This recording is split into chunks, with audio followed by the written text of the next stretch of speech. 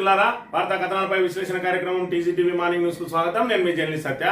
ముందుగా రాజకీయ పరిణామాలను కనుక పరిశీలించినట్లయితే యుద్ధ వాతావరణం మరి ఇక్కడ ముంచుకొస్తా ఉన్నది. ఏదైతే ఉగ్ర దాడులకు వ్యతిరేకంగా ప్రభుత్వం, కేంద్ర ప్రభుత్వం మరి దాని మీద పూర్తి స్థాయిలో ఏ విధంగా ఉగ్రమూకులను మట్టుబెట్టాలి, ఏదైతే పాకిస్తాన్ లో ఉన్న ఉగ్రవాద శిబిరాలను నామరూపాలు లేకుండా పూర్తి చేయడానికి కసరత్తు ప్రారంభించింది. ఇందులో భాగంగా సైన్యానికి ఫ్రీ హ్యాండ్ ఇచ్చింది. ఎప్పుడు ఏ విధంగా ఎక్కడ ఎట్లా చేయాలనే అంశాన్ని పూర్తిగా కూడా సైన్యానికే వదిలి మీ ఇష్టం, మరి మొత్తానికైతే అక్కడ ఉగ్రవాద శిబిరం అనేది ఒకటి కూడా లేకుండా చేయాలి. పాకిస్తాన్ తిరిగి ఎదురుదాడి చేసే లోపే పూర్తి స్థాయిలో నేలమట్టం జరగాలి అని చెప్పి నిన్నటి రోజున సైన్యానికి పూర్తిగా ఫ్రీ హ్యాండ్ ఇచ్చిండు ప్రధానమంత్రి నేతృత్వంలో జరిగిన సమావేశంలో. అదే విధంగా పూర్తి స్థాయి యుద్ధం అయితే వచ్చే అవకాశం లేదని చెప్పి మరి ఇక్కడ నిపుణులు చెప్తున్న పరిస్థితిని కూడా మనం చూడవచ్చు. అణ్వాయుధాలను బూచిగా చూపెట్టి మరి ఇక్కడ పాకిస్తాన్ ఏదైతే పూర్తిగా ఉగ్రవాదం మీదనే బతుకుతున్నటువంటి పాకిస్తాన్ మరి ఇక్కడ భారత ఆర్థిక వ్యవస్థను దెబ్బతీయడానికి అణ్వాయుధాలను తాను పూర్తిగా మరి ఇక్కడ ఏదైతే దాని నాశనం అవుతూ కూడా భారత్ను నాశనం చేయడమే లక్ష్యంగా పనిచేస్తాయి. కాబట్టి పాకిస్తాన్ ఇప్పటికిప్పుడు పూర్తి స్థాయి యుద్ధం అవసరం లేదని, కానీ ఉగ్రవాద శిబిరాలను మాత్రం పూర్తి స్థాయిలో నేలమట్టం చేయాలని చెప్పి నిర్ణయించినట్టుగా మరి ఇక్కడ మేధావులు పేర్కొంటున్న అంశాన్ని కూడా మనం ఇక్కడ ప్రధానంగా ఉంచాలి. ఇక రాష్ట్రానికి సంబంధించిన విషయానికి వస్తే మరి ఇక్కడ ఏదైతే రేవంత్ రెడ్డి చేస్తున్న అస్తవ్యస్త నిర్ణయాలు, పరిపాలనా వైఫల్యం మరి ఇక్కడ ఇప్పటికే రాష్ట్రాన్ని అతలాకుతలం చేస్తా ఉన్నది. మరోవైపు రైతులకు పెట్టుబడి సాయం అందక, పూర్తి స్థాయిలో రుణమాఫీ కాక, మరి ఏదైతే 24 గంటల విద్యుత్ సక్రమంగా అమలు కాక, సకాలంలో సాగునీరు అందక ఇప్పటికే పొలాలు ఎండిపోయి నానా నరకయాతన పడుతున్న రైతుల నెత్తిన మరో పిడుగు వేయబోతా ఉన్నాడు రేవంత్ రెడ్డి. వ్యవసాయ మీటర్లకు, వ్యవసాయ విద్యుత్ కనెక్షన్లకు మరి ఇక్కడ మీటర్లు పెట్టడానికి కేంద్ర ప్రభుత్వానికి అంగీకారం తెలిపినట్టుగా మరి ఇక్కడ వార్తలు వెలువడుతున్న అంశాన్ని కూడా మనం ఇక్కడ చూడవచ్చు. గతంలోనే చెప్పింది అసెంబ్లీ ఎన్నికల సమయంలో మరి ఇక్కడ వ్యవసాయానికి ఈరోజు టీఆర్ఎస్ వస్తే వ్యవసాయానికి విద్యుత్ మీటర్ లేకుండా ఇలాగే కొనసాగుతుంది. మరి కాంగ్రెస్ కనుక వచ్చినట్టయితే ఖచ్చితంగా మోటార్లకు మీటర్లు పెడతారు అని చెప్పి కేసీఆర్ ఏదైతే హెచ్చరిక చేసిండో అదే నిజం కాబోతా ఉన్నదా అని అంటే మరి ఇక్కడ జరుగుతున్న పరిణామాలను బట్టి అదే నిజం అని చెప్పి మరి ఇక్కడ ఆ పరిణామాలు తెలియజేస్తా ఉన్నాయి. ఇక మరోవైపు చూసుకున్నట్టయితే వకీల్ సాబ్ ఏదైతే మరి ఇక్కడ కేంద్ర ప్రభుత్వానికి సంబంధించిన ఎంపీ అయి ఉండి రాష్ట్ర ప్రభుత్వానికి వత్తాసు వలుకుతూ, రాష్ట్ర ప్రభుత్వం ఎలాంటి అస్తవ్యస్త నిర్ణయం తీసుకున్నా కూడా దానికి వత్తాసు వలుకుతున్నటువంటి మరి ఇక్కడ ఒక ఎంపీ, ఏదైతే భారతీయ జనతా పార్టీకి సంబంధించిన ఎంపీ అక్రమాలను ఎండగడుతూ నిన్నటి రోజున ఒక వకీలు మరి ఇక్కడ సిద్దిపేట జిల్లా కలెక్టర్ కు ఫిర్యాదు చేసిందట. ఏమనంటే సుమారు 100 ఎకరాలు మరి ఏదైతే అసైన్డ్ లావోని పట్టాకు సంబంధించిన భూములను ఆయన తన అనుచరుల పేరిట అప్పనంగా రాయించుకుని వాటి అన్నింటినీ కూడా తన బంధువుల పేరుకి తర్జుమా చేసుకున్నాడు. మరి గతంలో చూసుకున్నట్టయితే ఎమ్మెల్యే అయ్యే సమయంలో మరి ఇక్కడ నానా హామీలు ఇచ్చిండు. మీ అసైన్డ్ పట్టాలన్నింటినీ కూడా పట్టాలు చేయిస్తా, మీకు యాజమాన్య హక్కులు కల్పిస్తా అన్నాడు. మరి ఆ తర్వాత మళ్ళీ ఎంపీ అయిన తర్వాత కూడా మరి మాట మర్చిపోలేదట. అసైన్డ్ పట్టాలు మాత్రం చేయించింది, కానీ అవి రైతుల పేరిట లేవు. అవన్నీ కూడా తిరిగి తన బంధువుల పేరిట చేయించుకున్నాడు.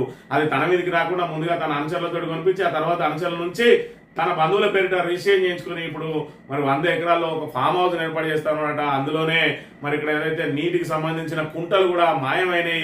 మరి హైడ్రా విషయంలో ఆయన ప్రతిరోజు హైడ్రాను పొగుడుతూ ఉండేది. మరి అదే హైడ్రా నీ దగ్గరికి వచ్చే ఉంటే ఆ కుంటలు మాయమైన విషయం ఇప్పుడు బట్టబయలు కాదా అనే విషయాన్ని మనం గమనించాలి. ఇంకా దానికి తోడు ఓ గుట్టను కూడా కబ్జా చేసే ప్రయత్నం చేస్తూ ఉంటే స్థానికులు అడ్డుపడంతో తాత్కాలికంగా ఆగిందట. ఇక ఈ రకంగా మరి ఇప్పటికే గచ్చబౌలి భూముల వెనుక ఎవడున్నాడు, ఒక ఎంపీ అని చెప్పి కేటీఆర్ ఏదైతే చెప్పిండో దానికి రిలేటెడ్ గా వచ్చిన వార్తగా దీన్ని మనం గమనించవచ్చు. త్వరలోనే ఆ ఎంపీ మరి ఇక్కడ పేరు బండారం అంతా కూడా బట్టబయలు చేయబోతున్నట్టుగా నమస్తే తెలంగాణ మరి ఈ రోజు ప్రచురితం చేసిన వార్తను బట్టి స్పష్టమవుతున్నది. వార్తా కథనాలను పరిశీలించే ముందుగా మన మంతని నియోజకవర్గానికి సంబంధించిన వార్తను కనుక పరిశీలించినట్లయితే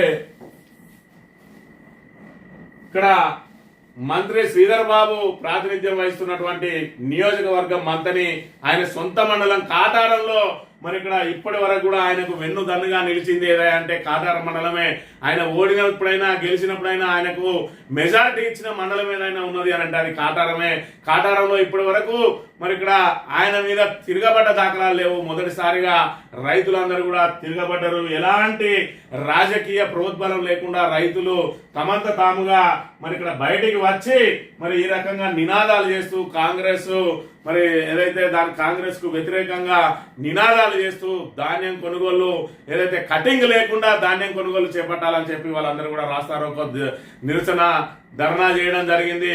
మరి ఇక్కడ చూసుకున్నట్టయితే గతంలో మరి శ్రీధర్ బాబు పెద్ద పెద్ద మరి సిపాయి మాటలు మాట్లాడేది, మేము ఏదైతే మా ధాన్యం కొనుగోలు కేంద్రాలలో గింజ కూడా కట్టకాకుండా కొంటున్నామని సొంత మండల రైతులే రోడ్డెక్కిండ్రు. దీన్ని బట్టి అర్థమవుతా ఉన్నది మంత్రి శ్రీధర్ బాబు మంత్రికి ఏ విధంగా చేస్తా ఉన్నాడో. ఎప్పుడో చుట్టం చూపుగా వచ్చి ప్రజల సమస్యలను గాలి కుదరడంతో మరి ఇక్కడ సొంత మండల రైతులే ఈ రోజు రోడ్డెక్కాల్సిన దుస్థితి ఏర్పడ్డది. ఒకవైపు కాళేశ్వరం ప్రాజెక్టును ఎండబెట్టి ఇక్కడ గోదావరిని ఎడారిగా మార్చి ఇంకా కూడా కాళేశ్వరం మీద కుట్ర పెడుతూ ఎన్డీఎస్ఏ రిపోర్ట్ అని చెప్పి తప్పుల తడకగా ఏర్పాటు చేసిన ఆ రిపోర్టు ఇక్కడ కాంగ్రెస్ బీజేపీలు కుమ్మక్కై బీఆర్ఎస్ ను కథ చేయాలని చెప్పి మరి ఇక్కడ రైతులకు అత్యంత ప్రాధాన్యమైనటువంటి కాళేశ్వరం ప్రాజెక్టును ఎండబెట్టి ఇంకా మేము తుమ్మిడి దగ్గర ప్రాజెక్టు కడతామంటా అన్నాడు. ఏదైతే మరి ఇక్కడ అవ్వకు బువ పెట్టినోడు పినతలకి బంగారు గాజులు కొనిస్తా అన్నట్టు ఉన్న కాళేశ్వరంలో ఒక ప్రాజెక్ట్ ఒక ఏదైతే బ్లాక్ ఉన్నదో ఆ బ్లాక్ ను మరమ్మత్తు చేయడం చేత గానీ ప్రభుత్వం ఇంకా మేము కొత్త ప్రాజెక్టులు కడతామంటా ఉన్నది. మరోవైపు 6,000 కోట్లకు ఆశపడి ఈ రోజు రైతులకు మీటర్లు పెట్టే దుస్థితికి తీసుకొచ్చింది. ఇక మంత్రి శ్రీధర్ బాబుకు సంబంధించి చూసుకున్నట్టయితే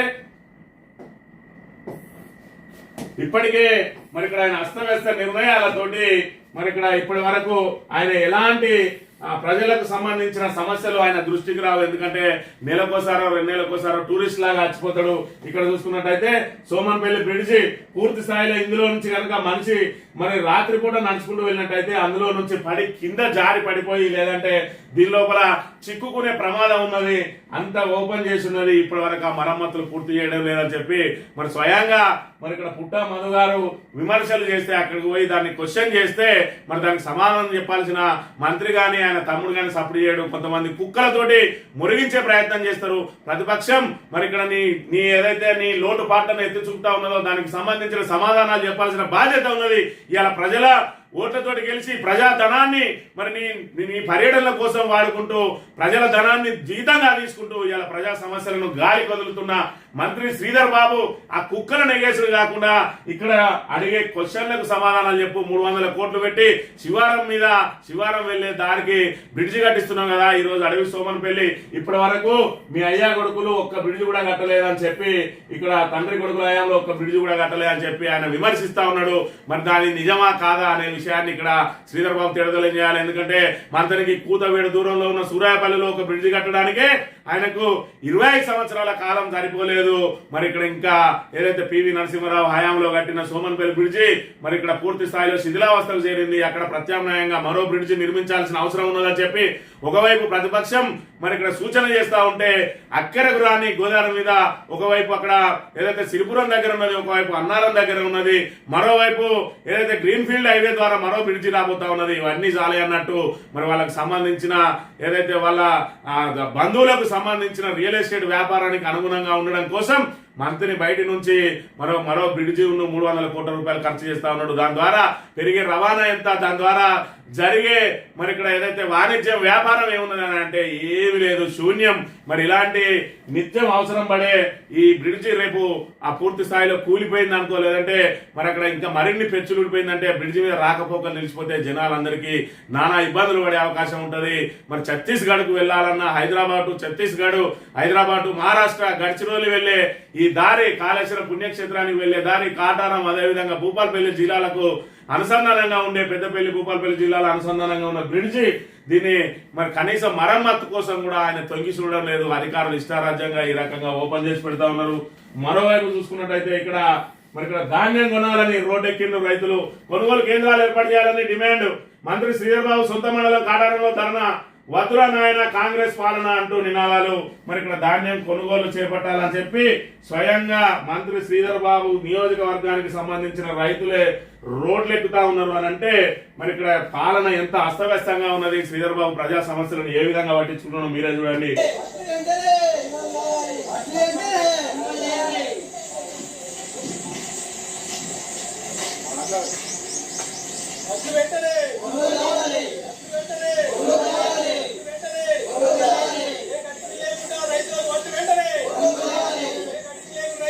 ఏ కటింగ్ లేకుండా వడ్లు కొనుగోలు చేయాలి. మరి మేము ఒక్క ధాన్యం గింజ కూడా కటింగ్ చేయాలంటే శ్రీధర్ బాబు నీ సొంత మండలం వల్లే అడుగుతా ఉన్నారు, ఏ గింజ లేకుండా కటింగ్ లేకుండా చేయాలని చెప్పి. అంటే దీన్ని బట్టి ఏమర్థమవుతుంది?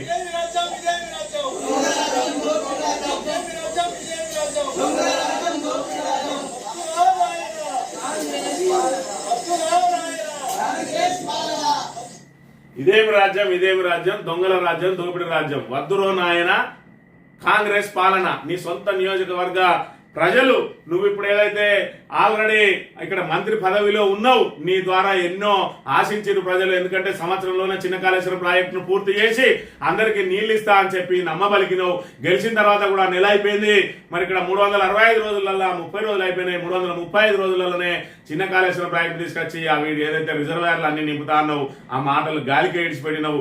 కనీసం ధాన్యం ఏదైతే రైతులు పండించిన ధాన్యం అరిగోసపడి మరి ఏదైతే అన్ని రకాలుగా ఇబ్బందులను ఎదుర్కొని మీరు పెట్టుబడి సాయం చేయకున్నా, రుణమాఫీ చేయకున్నా, కరెంట్ 24 గంటలు ఇవ్వకున్నా, నీటి సౌకర్యం కలిగించకున్నా కూడా మరి ఆరుగాలం శ్రమించిన రైతు ఆ పంటను తీసుకొస్తే సకాలంలో కొనవు, దానికి తోడు కటింగు.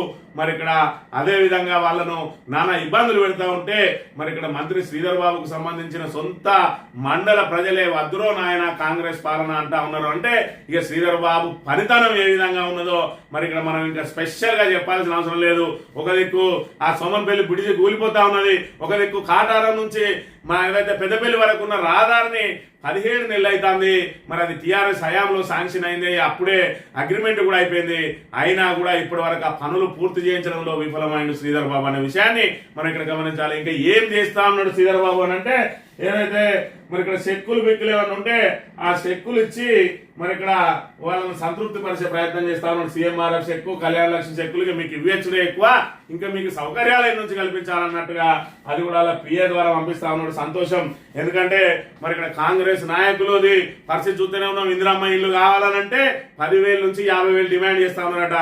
మరి చెక్కుకి ఎంత వసూలు చేస్తారో అనుకున్నాడో ఏమో. మొత్తానికైతే వాళ్ళ పిఏ ద్వారా పంపిణీ చేయడం ఇది మంతని ప్రజలకు మరి చేసుకున్న అదృష్టంగా భావించవచ్చు. లేకపోతే చెక్కు కూడా పైసలు ఇవ్వాల్సిన దుస్థితి ఏర్పడుతుంది అని చెప్పి మరి ఇక్కడ ప్రతిపక్షాలు కూడా ఆరోపిస్తున్న అంశాన్ని మనం ఇక్కడ ప్రధానంగా గమనించవచ్చు. వార్తా కథనాలను కనుక పరిశీలించినట్లయితే వ్యవసాయ విద్యుత్ మీటర్లు సాగుకు శాశ్వతంగా ఉరిపెట్టేందుకు సిద్ధమైన రాష్ట్ర ప్రభుత్వం. ఫీడర్లకు మీటర్ పెట్టాలని నిర్ణయం. ఆర్డీఎస్ఎస్ స్కీమ్ లో చేరిన విద్యుత్ సంస్థలు ఈఆర్సీకి సమాచారం ఇచ్చిన డిస్కంలు నాడు మీటర్లను అడ్డుకున్న కేసీఆర్ 25,000 కోట్లు ఇస్తామన్న బేఖాతరు. తల తెగిన మీటర్లు పెట్టా అన్న కేసీఆర్, కానీ ఇప్పుడు 6,000 కోట్ల కోసం మీటర్లు పెడుతున్న రేవంత్ సర్కార్. రైతు బంధు ఎగ్గొట్టిండ్రు, పెట్టుబడి సాయం కోసం అన్నదాతలు అప్పుల పాలయ్యేలా చేసిండ్రు, ప్రాజెక్టులు పడావ పెట్టిండ్రు, సాగునీళ్ళు ఒక పంటలు ఎండిపోయే పరిస్థితిని తీసుకొచ్చిండ్రు, సరిపడా ఎరువులు విత్తనాలు ఇవ్వలేక చెప్పులు బాస్ పుస్తకాలను క్యూలో పెట్టే పరిస్థితికి దిగజార్చిండ్రు, పంట కొనుగోళ్లను నిర్లక్ష్యం చేసిండ్రు, ధర్నాలు చేస్తే తప్ప ధాన్యం కొనను దుస్థితి కల్పించిండ్రు.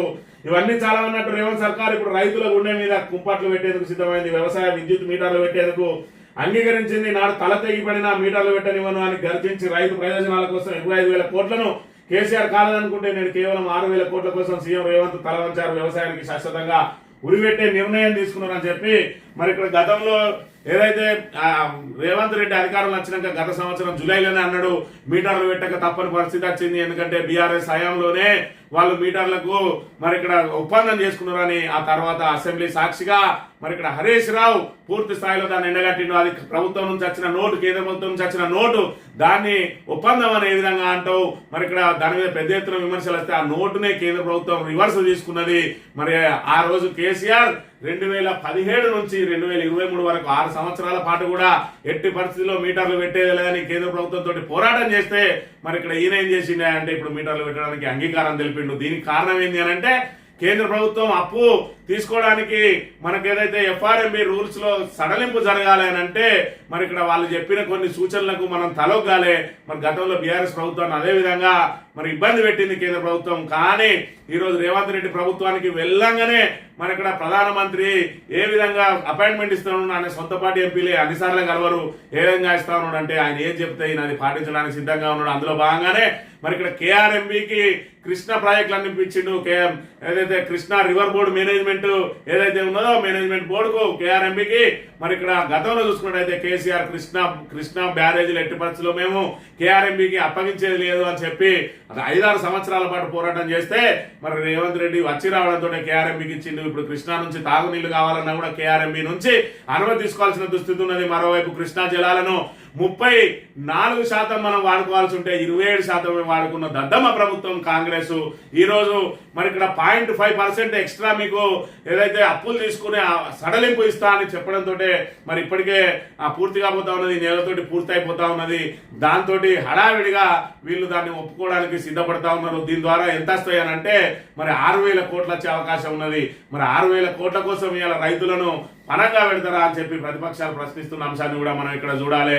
మరోవైపు ఇక్కడ ఏదైతే పూర్తి స్థాయిలో అప్పులలో మునిగిపోయింది ప్రభుత్వం, ప్రతి నెల 10,000 కోట్ల రూపాయల అప్పు తీసుకొస్తా ఉన్నది. అవి చాలదన్నట్టు మరి మొన్న గచ్చబౌలి భూములను పెట్టి ప్రైవేట్ సంస్థకు పెట్టి 10,000 కోట్లు తీసుకొచ్చింది. దాన్ని పూర్తిగా తెగనమ్మడానికి ప్రయత్నం చేసి పూర్తిగా చేతులు కాల్చుకున్నది, పూర్తిగా దాని ప్రతిష్టను దిగజార్చుకున్నది. మరోవైపు ఎక్కడ అప్పులు పుట్టడం లేదని రేవంత్ రెడ్డి బహిరంగంగానే చెప్తూ అప్పులు పుట్టే అవకాశం లేదు. మరోవైపు జపాన్కి వెళ్ళి అక్కడ కూడా అప్పుల కోసం ప్రయత్నం చేస్తే కేంద్రం నుంచి ఆమోద ముద్ర అన్నారు. కేంద్రం ఆమోద ముద్ర వేయాలంటే వాళ్ళు పెట్టే ఇలాంటి షరతులకు తలొగ్గాలి. అలాంటి షరతులకు తలొగ్గి ఈ రోజు రైతులను పనంగా పెడుతున్నాడు. రైతు ప్రయోజనాలను పనంగా పెట్టి ఈ రోజు మోటార్లకు మీటర్లు పెట్టి ఉచిత విద్యుత్ ఏదైతే అందించి రైతులు రాజం చేసే కార్యక్రమంలో భాగంగా కేసీఆర్ అనేక సంక్షేమ పథకాలు అమలు చేస్తే ఈ రోజు రైతు బంధుకు ఎగనామం పెట్టిండు. రైతు భరోసా అన్నాడు, 15,000 అన్నాడు, 12,000 కుదిర్చిండు, ఒకటి ఎగ్గొట్టిండు, రెండోది అరకొరగా వేసిండు. మార్చి 31 నాటికి అన్నాడు. ఏప్రిల్ దాటిపోతున్నా కూడా ఇప్పటి వరకు అతిగతి లేదు అని అంటే రైతులను ఏ విధంగా నెట్ట నిలువునా ముంచింది కాంగ్రెస్ సర్కార్ అనే విషయాన్ని మనం ఇక్కడ ప్రధానంగా గమనించాలి. ఇక వకీల్ సాబ్ నిర్వాహకం, ప్రజాప్రతినిధి అయినటువంటి వకీల్ సాబ్ నిర్వాహకం చూసుకున్నట్టయితే రైతులను భయపెట్టి భూములు కొల్లగొట్టి ఓట్లేసిన వారిని నిండా ముంచిన వకీల్ సాబ్ అసైన్డ్ భూముల్ని పట్టాగా మార్పిస్తామని హామీ మాట తప్పి ఆ భూములపైన ప్రజాప్రతినిధి కన్ను ముందుగా అనుసరణతో భూముల కొనుగోలు పట్టా కాగానే కుటుంబ సభ్యుల పేరున మార్పిడి సందర్భంలో సడమియలాగా ప్రభుత్వ భూమి కేసరు 100 ఎకరాల వ్యవసాయ క్షేత్రం ఏర్పాటు చౌదరిపల్లిలో 100 ఎకరాల పైగా భూమాయ సిద్దిపేట కలెక్టర్కు న్యాయవాది ఫిర్యాదు. మరి ఇక్కడ చూసుకున్నట్టయితే తాను ఎమ్మెల్యేగా పోటీ చేసే సమయంలో మీ అసైన్డ్ భూములన్నిటి కూడా మీకు యాజమాన్య హక్కులు కల్పిస్తా, పట్టాలు చేయిస్తా, మీరు అవసరాలకు అమ్ముకునే విధంగా చేయిస్తా అన్నాడు. మరి ఆయన సొంత ఎజెండానే పెట్టిండు. ఆ తర్వాత మళ్ళీ ఎంపీగా ఎన్నికైన తర్వాత మరి ఆయన ఇచ్చిన మాట అయితే నిలబెట్టుకున్నాడు. అసైన్డ్ పట్టాలుగా మార్చింది, కానీ ఆ ఒక్క పట్టా కూడా రైతు పేరు మీద లేదు. ఎందుకంటే అప్పటికే ఆయన అనుచరులు అందరూ కొనుగోలు చేసిందట. కొనుగోలు చేసి ఈరోజు వాళ్ళ బంధువుల పేరు మీదకి తర్జుమా చేసిండు. ఈ రకంగా రైతులను నట్టేట ముంచిండు. మరి ఇక్కడ దీనికి ప్రభుత్వం కూడా వత్తాసు వలుకుతా ఉన్నది. ఆయనకు అసైన్డ్ పట్టాలు ఏ విధంగా పట్టాలు అయినాయి అని అంటే ఆయన హైడ్రాకు మరి ఇక్కడ వంత వాడతాడు. ప్రభుత్వం తీసుకుని ఏ నిర్ణయానికైనా వంత వాడతాడు. ఆయన నిత్యం బీఆర్ఎస్ ని విమర్శిస్తాడు. అధికారంలో ఉన్న కాంగ్రెస్ మీద పల్లెత్తు మాట అనడు.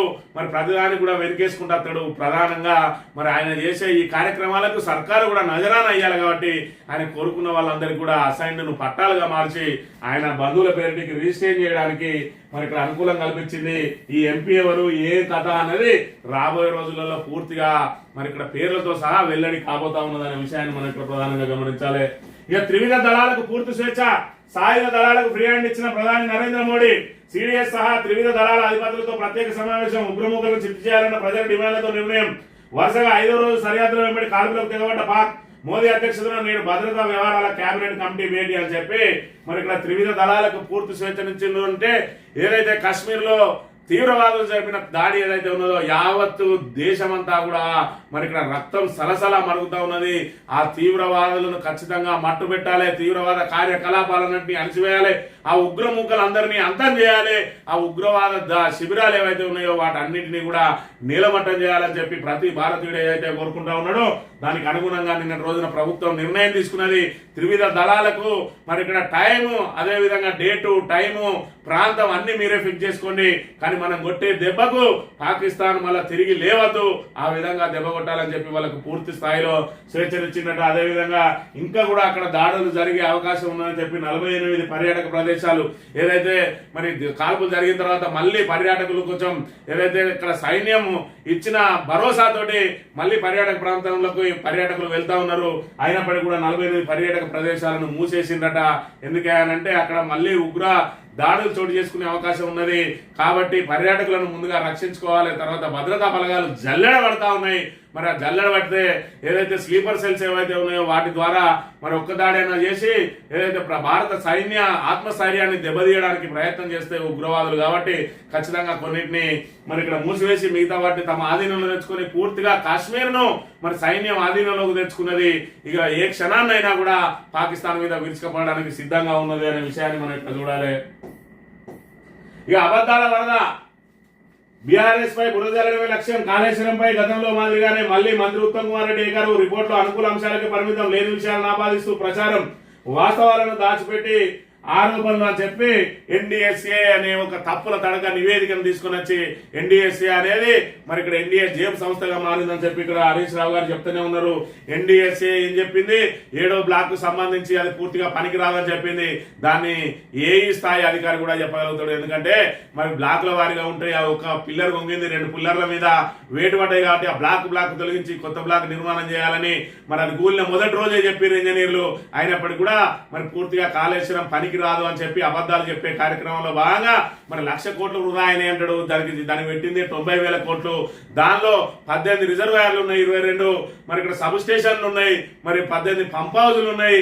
అదేవిధంగా మరి ఇక్కడ 200 కిలోమీటర్ల మేర టన్నెల్ అని 1560 కిలోమీటర్ల లోపల గ్రావిటీ కెనాల్స్ ఉన్నాయి. మరి ఎల్లంపల్లి నుంచి అక్కడ మల్లన్న సాగర్ వరకు ఏదైతే ఈ నీళ్లు వెళ్లే సైకిల్ ఉన్నదో ఇదంతా కూడా కాళేశ్వరం ప్రాజెక్ట్ లో భాగమే. ఏదైతే మేడిగడ్డలో ఒక బరాజులో అందులో ఒక పిల్లర్ వంగితే ఒక బ్లాక్ ను తొలగించడానికి 300 కోట్ల రూపాయలు ఖర్చుతో దాన్ని మరమ్మతు చేసే అవకాశం ఉంటే దాన్ని మొత్తం 1,00,000 కోట్లు వృధా అని చెప్పి మరి ఇక్కడ దీని కనెక్షన్ ఎందుకు వాడుకుంటా ఉన్నారు, మేము తుమ్మిడియేటి దగ్గర కడతామంటా ఉన్నాడు. తుమ్మిడియేటి దగ్గర కడితే మరి ఇక్కడ మన నీళ్లు తీసుకుపోవడానికి స్పెషల్ సిస్టమ్ పెడతావా, కాళేశ్వరం సైకిల్ నే వాడుకుంటాం కదా, ఎందుకు ఇంకా ప్రజలను మభ్యపెట్టే ప్రయత్నం చేస్తా ఉన్నారు. ఇప్పటికే కాంగ్రెస్ పూర్తిగా రైతు వ్యతిరేకిగా మరి అదే విధంగా రైతులను నానా ఇబ్బందులకు గురి చేస్తా ఉన్నది. ఈ రోజు ఏదైతే ప్రపంచంలోనే అతి పొడవైన కాళేశ్వరం ప్రాజెక్టు మరి గిన్నిస్ బుక్ ఆఫ్ రికార్డులో ఎక్కింది, దాని మీద మరి కక్ష కట్టింది ఈ రోజు కాంగ్రెస్ ప్రభుత్వం, అదేవిధంగా బీజేపీ ప్రభుత్వం రెండు కలిపి ఎన్డీఎస్ఏ రిపోర్ట్ ద్వారా మరి ఇక్కడ ప్రభుత్వాన్ని ఏదైతే గత ప్రభుత్వాన్ని బురద జల్లే కార్యక్రమం బీఆర్ఎస్ ను దాని చరిష్మాను దెబ్బతీసే ప్రయత్నం చేస్తా ఉన్నది. కానీ మీరు ఎన్ని అబద్ధాలు అసత్య ప్రచారాలు చేసినా కూడా మొన్నటి రోజున రజతోత్సవ సభ చూస్తేనే మీకు అర్థమైపోతుంది. ఈ రోజు తెలంగాణకు శ్రీరామ రక్ష బీఆర్ఎస్ అని చెప్పి తెలంగాణ యావత్ ప్రజానీకం అంతా కూడా బీఆర్ఎస్ మీదనే ఆశలు పెట్టుకున్నది. ఇటు బీజేపీ మరి ఇప్పటి వరకు తెలంగాణకు రూపాయి విధించలేదు బడ్జెట్ లో, కాబట్టి మీకు తెలంగాణ మీద ఎంత ప్రేమ ఉన్నదో అర్థమైపోయింది. ఇక కాంగ్రెస్ అయితే అస్తవ్యస్త పాలనతోటి పూర్తిగా మరి తెలంగాణను ఆర్థికంగా దూసుకుపోతున్న తెలంగాణను తిరోగమనంలోకి నెట్టి ఇలా పూర్తిగా భూస్థాపితం చేసే మరి స్థితికి తీసుకొచ్చింది. మరి ఇక్కడ దీనికి అంతటి కూడా వాళ్ళ అస్తవ్యస్త పాలన, వాళ్ళు ఏదైతే కుక్కలు చెప్పిన విస్తరలాగా ఎవరికి వాళ్ళు లాగేసుకుంటూ పూర్తిగా అక్రమాలకు అన్యాయాలకు మరి ఇక్కడ ఏదైతే పూర్తిగా వసూళ్లకు పాల్పడుతున్నారని చెప్పి మరి ఇక్కడ పెద్ద ఎత్తున ఆరోపణలు వస్తున్న పరిస్థితిని కూడా మనం చూడాలి. ఇక కాంగ్రెస్ వాళ్ళకే ఇలా మీకు నిరుపేదలు కనిపిస్తలేరా, కమిటీలకు నచ్చినట్టు ఎంపిక, ఆగ్రహంతోనే రోడ్డెక్కిన ప్రజలు, పలుచోట్ల అధికారులు అడ్డగిద్ద. మరి ఇక్కడ ఈ ఇందిరమ్మ ఇళ్లకు సంబంధించి కాంగ్రెస్ వాళ్ళకి ఇల్లా అంటే వాళ్ళు పెట్టిన పథకంలోనే ఉన్నది లోపమంతా కూడా. ఇందిరమ్మ కమిటీలను ఏవైతే వేసిందో ఆ కాంగ్రెస్ నాయకులు వేసిరు, అయితే డబ్బులు ఇచ్చి తెచ్చుకోవాలి, లేదంటే కాంగ్రెస్ అయి ఉండాలి. మరి కాంగ్రెస్ వాళ్ళనే డబ్బులు అడుగుతానని ఎక్కడికక్కడ కార్యకర్తలు కూడా వాపోతా ఉన్నారు. బయట వాళ్ళు అయితే 50,000, కాంగ్రెస్ వాళ్ళు అయితే 10 నుంచి 20,000. ఏది ఏమైనా కూడా కాంగ్రెస్ కార్యకర్తల జేబులు నింపే పథకమే ఇందిరమ్మ ఇండ్ల పథకం. ఇదైనా పూర్తి స్థాయిలో అమలవుతుందా అంటే ఇప్పటి వరకు దానికి రూపాయి విధిల్చింది లేదు. కానీ మరి ఇప్పటికే అప్పులతో సతమతం అవుతున్న ప్రభుత్వం పరువు నిలుపుకునే ప్రయత్నంలో భాగంగా కొన్ని ఇందిరమ్మ ఇల్లు కట్టించి మమా అనిపించే ప్రయత్నం చేద్దామని చూస్తాను. ఎందుకంటే 40,000 కోట్ల రుణమాఫీ చేస్తాను, 20,000 కోట్లకే సాప చుట్టేసి రేవంత్ రెడ్డి అందరికీ రుణమాఫీ చేసినాం అన్నట్టుగా మరి ఇక్కడ నియోజకవర్గానికి 100-50 ఇల్లు ఇచ్చి మేము ఇందిరమ్మ ఇల్లు మరి ఇక్కడ సక్సెస్ఫుల్ గా చేసినామని చెప్పుకునే ప్రయత్నం చేయబోతా ఉన్నాం అనే విషయాన్ని మనం ఇక్కడ గమనించాలి. ఇక సాక్షి దినపత్రిక విషయానికి వస్తే మరి ఇక్కడ సైన్యానికి పూర్తి స్వేచ్ఛ ఇవ్వడం అనేది మరి ఇక్కడ ఇది అవసరం కూడా భారతదేశ ప్రజలందరూ కోరుకుంటా ఉన్నారు. ఈ రోజు మరి దానిలో రాజకీయాలకు చోటు లేకుండా పూర్తిగా సైన్యం ఆధీనంలోనే ఉంటే ఖచ్చితంగా పాకిస్తాన్ సేనలకు ఉగ్రముఖులకు మరి ఇక్కడ బుద్ధి చెప్పే అవసరం ఉంటుంది, అవకాశం ఉందనే విషయాన్ని కూడా మనం గమనించాలి. ఇక కాళేశ్వరం బాధ్యుల్ని వదిలిపెట్టమట నీటిపారుదల మంత్రి ఉత్తమ్ కుమార్ రెడ్డి. నువ్వు కాళేశ్వరం బాధ్యుల్ని వదిలిపెట్టకు. మరి ఇక్కడ వదిలిపెట్టకు, కానీ దానికి అసలు బాధ్యులు ఏందో, దాని కథ ఏందో, దాని కార్ఖాన ఏందో, దానికి ఎవరు ఉంటారో, మరి ఇక్కడ మీరు ఏదో పెద్ద కమిషన్ అనేసిండ్రు, దానికి మళ్ళీ మే 31 రాగా ఒడిగించిండ్రట. మరి ఇందులో అవినీతి జరిగింది అని ఒక్క సెంటు విషయాన్ని కూడా మీరు బయట పెట్టలేకపోయినరు. ఏదైనా ఉంటే నాణ్యతా లోపం అన్నారు, నాణ్యతా లోపం అయితే మరి ఇక్కడ దాన్ని బ్లాక్ లిస్ట్ లో పెట్టండి, ఎలాంటి మీద చర్యలు తీసుకోండి, ఇంజనీర్ల పర్యవేక్షణ లోపం అయితే ఇంజనీర్ల మీద చర్య తీసుకోండి. కానీ దాన్ని పునరుద్ధరించేది అవకాశం ఉన్నా కూడా పునరుద్ధరించకుండా ఈరోజు రాష్ట్రాన్ని ఆగం చేస్తున్న విషయాన్ని అయితే అందరూ గమనిస్తా ఉన్నారు. రాబోయే రోజులలో ప్రభుత్వం మారిన తర్వాత ఎస్ఎల్బిసి విషయంలో నిన్ను కూడా అదే విధంగా విచారిస్తారు. ఖచ్చితంగా బాధ్యులను వదిలేయమని ఎస్ఎల్బిసి విషయంలో మీరైతే ఇంకా కావాలని ఈరోజు ఆ ఎస్ఎల్బిసిలో సొరంగం పనులు చేసే అవకాశం లేదని తెలిసినప్పటికీ కూడా మీరు అందులో పనులు హడావిడిగా ప్రారంభించి 8 మంది సజీవ సమాధి కావడానికి కారణమైన మీ మీద ప్రాసిక్యూషన్ చేసే అవకాశం కూడా ఉంటుందనే విషయాన్ని గమనించాలి. ఎన్డీఎస్ఏ నివేదిక రాజకీయ ప్రేరేపిత చర్య, ఆ నివేదికను అడ్డుపెట్టుకుని ఉత్తమ రాజకీయం చేస్తా ఉన్నారు. అది రాజకీయం చేయడం కోసమే వాళ్ళు రాయించిన నివేదిక అనేది యావత్ తెలంగాణ రాష్ట్ర ప్రజలకు తేటతెల్లమైపోయింది. ఎలాంటి ఇబ్బందులు లేని మరి ఇక్కడ అన్నారం కానీ సుందిల కానీ ఆ బ్యారేజీలను కూడా గేట్లు ఎత్తేసి ఈరోజు పూర్తిగా గోదావరి నిడారిగా మార్చిండ్రు. దీని మీద మరి శ్రీధర్ బాబు ఒక్క మాట కూడా మాట్లాడతలేడు, ఎందుకంటే వాళ్ళు మాట్లాడేటి అన్ని అబద్ధాలు. శ్రీధర్ బాబు కూడా అదే విధంగా మాట్లాడితే మరి ఇక్కడ మంత్రి నియోజకవర్గ ప్రజలందరికీ తెలుసు ఈ కాళేశ్వరం ప్రాజెక్టు పరిస్థితి ఏందో, దాని అవసరం ఏందో. మరి అందుకే దాని మీద ఆయన ఎక్కడ కూడా పల్లెత్తు మాట మాట్లాడడం లేదు. అబద్ధాలను మాత్రం వాళ్ళతో ప్రచారం చేయిస్తా ఉన్నాడు. ఈ రోజు మంత్రి నియోజకవర్గంలో ఉన్నది కాళేశ్వరం ప్రాజెక్టు, దాన్ని కాపాడుకోవాల్సిన బాధ్యత మంత్రిని ప్రజలందరి మీద ఉన్నది. ముఖ్యంగా ఇప్పుడు అధికారంలో ఉన్న మంత్రివర్గంలో ఉన్న శ్రీధర్ బాబు మీద ఉన్నది. అయినా కూడా వాళ్ళు వాడే అబద్ధాలకు ఈయన వంతపాడుతున్నాడు తప్ప ఆ కాళేశ్వరాన్ని మరి ఇక్కడ నిలబెట్టే ప్రయత్నం చేస్తలేడనే విషయాన్ని అయితే మనం గమనించాలి. ఈ ఆంధ్రజ్యోతి విషయానికి వస్తే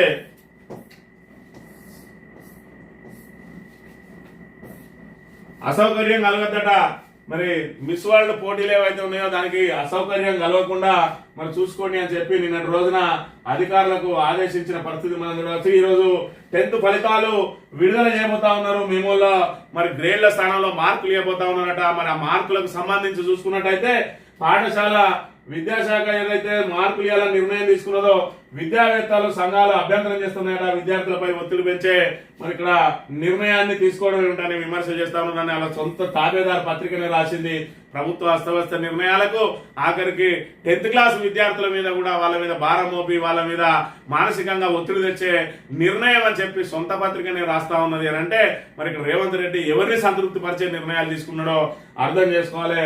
ఇక స్మితా సబర్వాల్ ఆమె ఏదైతే 4 నెలలకే మళ్ళీ పర్యాటక శాఖ నుంచి మళ్ళీ అప్రాధాన్యత పోస్టుకు ఏదైతే మరి ఇక్కడ బదిలీ చేసిరో దాని మీద ఆమె నిన్న ఒక ట్వీట్ చేసింది. కర్మణ్యే వాధికారస్తే మా ఫలేషు కదాచన అని చెప్పి ఏదైతే భగవద్గీతలోని ఒక శ్లోకాన్ని మరి ఇక్కడ పెట్టుకుంటూ ఏదైతే పర్యాటక శాఖ పని శైలిని పూర్తిగా మార్చి జవాబుదారితనాన్ని పెంచిన అంతర్జాతీయ ఈవెంట్ కోసం ప్రణాళికలు రచించిన అని చెప్పి మరి ఇక్కడ స్మితా సబర్వాల్ నిన్నటి రోజున ట్వీట్ చేసింది. ఆమె ఏదైతే రీట్వీట్ చేసిందో మరి ఆర్టిఫిషియల్ ఇంటెలిజెన్స్ అని చెప్పి సేవ్ ఎస్యూ అని చెప్పి చేసిందో ఆమెకు నోటీసులు జారీ చేసిండ్రు. ఆ తర్వాత ఆమె ఎలాంటి వెనక్కి తగ్గకుండా మరి ఆ పోస్టులో తప్పే ఉన్నది, అది ఆర్టిఫిషియల్ ఇంటెలిజెన్స్ కాదు, మరి ఏదైతే కొత్తగా వచ్చిన అది గిబ్లీ నుంచి చేసింది దాన్ని. ఆ గిబ్లీలో మరి ఇక్కడ ఏదైతే దానికి సంబంధించిన ఆ ప్రక్రియ ఏ విధంగా ఉన్నదని చూపించడం కోసం తప్ప దానిలో మార్ఫింగ్లు ఏమి లేవు, అది మార్ఫింగ్ ఫోటో కాదు. మరి ఊహాజనిత చిత్రము దాని మీద నాకు నోటీసులు ఇస్తాను, ఇంకా 2000 మంది చేసిరు వాళ్ళకు కూడా ఇస్తావా అని చెప్పి మరి తొనకకుండా వెనకకుండా ఆమె మరి ప్రభుత్వాన్ని ప్రశ్నిస్తే ఈ రోజు ఆమె మీద బదిలీ వేటు వేసింది ప్రభుత్వం అనే విషయాన్ని చూడాలి. ఈనాడు దినపత్రిక విషయానికి వస్తే కరెంటు ఛార్జీల పెంపు లేదట, టారిఫ్ ఉత్తర్వులు జారీ చేసిన ఈఆర్సీ చైర్మన్ అని చెప్పి ఇక అసమర్థ అవినీతితోనే కాళేశ్వరం కూలింది. కాళేశ్వరం మీద కోతికి కొబ్బరి చిప్ప దొరికినట్టు అవుతుంది వీళ్లకు. దాన్ని 17 నెలల నుంచి తాత్సారం చేస్తూ మరి రేపు ఎల్లుండో మరమ్మతులు చేస్తాం దాన్ని సూచించిన ప్రకారం అంటారు. ఈ మరమ్మతులు ఏదో 7వ బ్లాక్ ఏదైతే ఉన్నదో దాన్ని పునరుద్ధరిస్తే ఇప్పటికే మరి ఇక్కడ మనకు ఏదైతే గోదావరి మొత్తం నిండుకుండలాగా ఉండేది, మరి ఇక్కడ పూర్తిగా భూగర్భ జలాలన్నీ కూడా అడగంటిపోయినాయి. మంత్రిలో అయితే మరి ఎన్నో సంవత్సరాల క్రితం పట్టిపోయిన బోర్లలో కూడా నీళ్ళు వచ్చినాయి. ఇవాళ చూసుకున్నట్టయితే మళ్ళీ ఉన్న బోర్లలో కూడా నీళ్లు పట్టిపోయిన పరిస్థితిని మనం ఇక్కడ చూడొచ్చు. 1,00,000 కోట్ల వృధా అయితే నీళ్ళు ఎలా వస్తున్నాయి? కొండపోచమ్మ మల్లన్న సాగర్లు కాళేశ్వరంలో భాగం కావా? 90,000 కోట్లు అయితే 1,00,000 కోట్ల నష్టం ఎట్లా వచ్చింది? మేడిగడ్డలో అవినీతి జరిగిందని ఎన్డీఎస్సీ ఎక్కడా చెప్పలేదు. దానికి త్వరగా మరమ్మతులు చేయండి అంటున్న హరీష్ రావు. మరి ఇక్కడ పూర్తిగా కాళేశ్వరం మీద కక్ష కట్టిన ప్రభుత్వం ఒక్క ఆలోచన చేసుకోవాలి. మీరు ఇప్పుడు కాకుండా ఇంకా 3 ఏళ్ల తర్వాతనైనా మళ్ళీ బీఆర్ఎస్ ప్రభుత్వం వచ్చిన తర్వాత కాళేశ్వరం కలకలలాడుతుంది. అప్పుడు మీ కాంగ్రెస్ మరి పూర్తి స్థాయిలో భూస్థాపితం అవుతుంది. ఎందుకంటే తెలంగాణ ప్రజలను ఇట్లా ఆగం చేస్తా ఉన్నారు. ఏదైతే ప్రాజెక్టుల గేట్లు తెరిచిపెట్టి గోదావరిని ఎడారిగా మార్చి సాగునీరు లేకుండా తాగునీరు లేకుండా ప్రజలను ఇబ్బంది పెడతా ఉన్నారో, ఆ తర్వాత మళ్ళీ బీఆర్ఎస్ వచ్చిన తర్వాత మళ్ళీ గోదావరిలో జలకాలు ఏర్పడితే అప్పుడు మీ పరిస్థితి ఏమవుతుందో ఆలోచన చేసుకోవాలి. ఇప్పటికైనా కుట్రలు మానుకొని కాళేశ్వరం ప్రాజెక్టును పునరుద్ధరించాలి. మేడిగడ్డలో 7వ బ్లాక్ను పునరుద్ధరించి ఏదైతే అన్నారం అదేవిధంగా మరి సుందిల్లా గేట్లను కూడా పూర్తిగా మూసేయించి ఆ నీటినన్నింటిని కూడా ఎత్తిపోసి ఇప్పటికైనా మరి ఇక్కడ కాళేశ్వరాన్ని వాడకంలోకి తీసుకురాకపోతే ఖచ్చితంగా ఆ పాపం మిమ్మల్ని దహించి వేస్తుందని పేర్కొంటూ ఇది ఈరోజు మార్నింగ్ న్యూస్. తిరిగి రేపు వెళ్దాం. Thank you very much.